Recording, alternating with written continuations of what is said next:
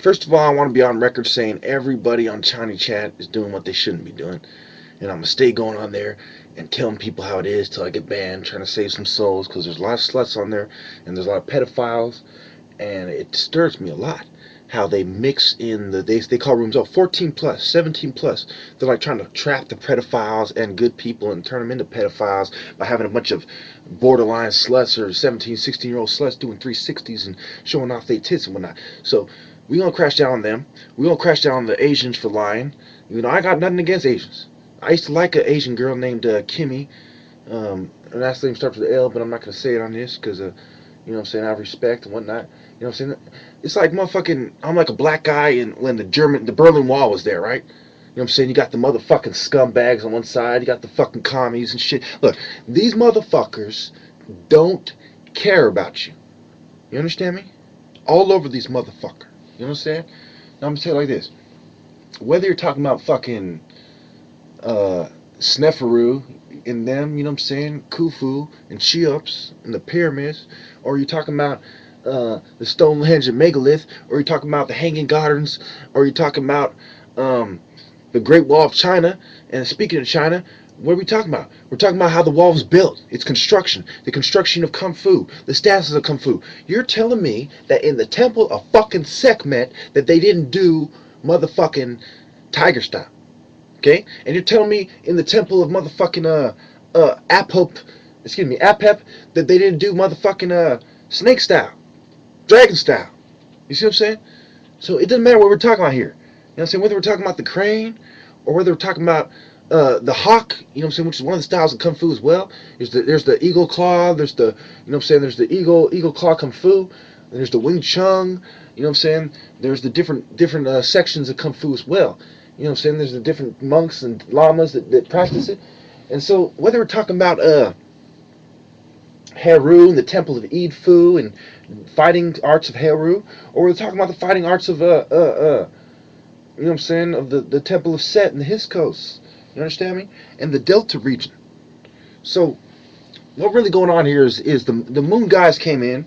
You know what I'm saying? The moon guys came into Egypt. They started fighting with the Sun Temple. The Sun Temple kicked them out, right? And the Sun Temple started to evolve. Who kicked them out? The 18th dynasty. And what did the 18th dynasty do? The 18th dynasty, which influenced our history so much, they started wilding out.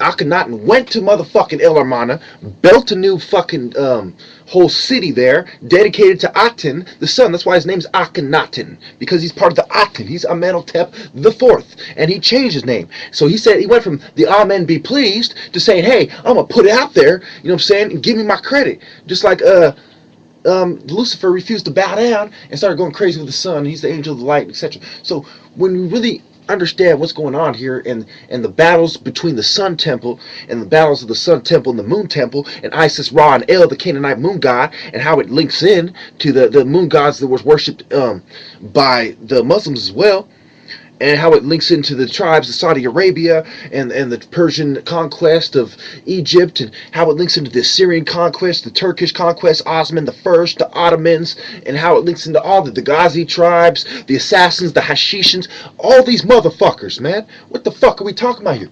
We're talking about secret societies. We're talking about emirates. We're talking about caliphs. We're talking about hymns, epithets, parables, songs, spells. We are talking about motherfucking ancient poetry. We are talking about the evolution of the written word from the structural definition of inherent symbols and patterns in nature, and hand gestures which reference patterns in nature which refer to the earliest constructions of language systems, and the people who came up with the papyrus for paper to write things down, and who came up with the salt tray. You have to understand, my brother,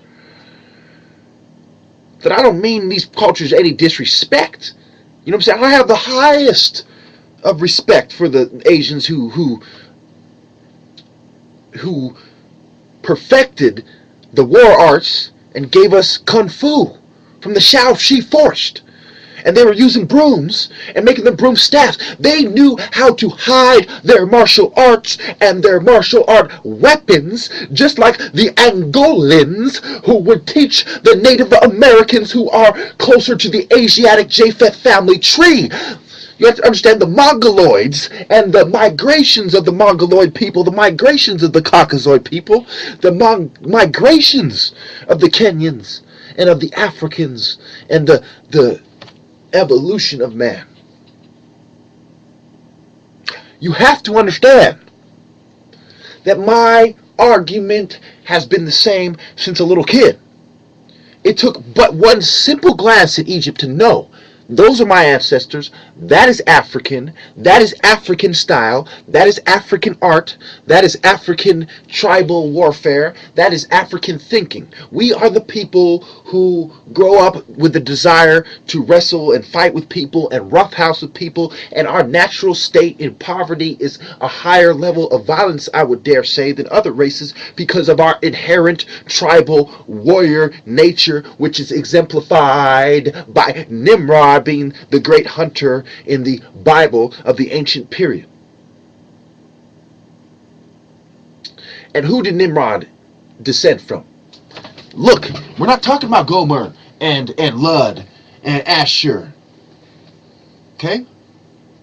We are not talking about Javan and Madai. We are not talking about Gog and Magog. Who were the descendants of Shem? Who were the descendants of Ham? Ham, you had Put, Mizraim, Canaan, the Philistines, the Amorites, and the Hittites, all the way up to Turkey, where Paul went. So why does the trail of Christianity and its spread mimic the migration of the descendants of Ham? Because Ham got Israel, the Canaanites got Canaan, and Ham got until God gave the Canaanite land away. You have to understand it goes back to Jacob and Esau, and how Jacob tricked Esau into giving him his inheritance, and then Jacob would change his name to Israel. And the descendants of the Canaanites would be in captivity like the descendants of the Edomites to the Israelites.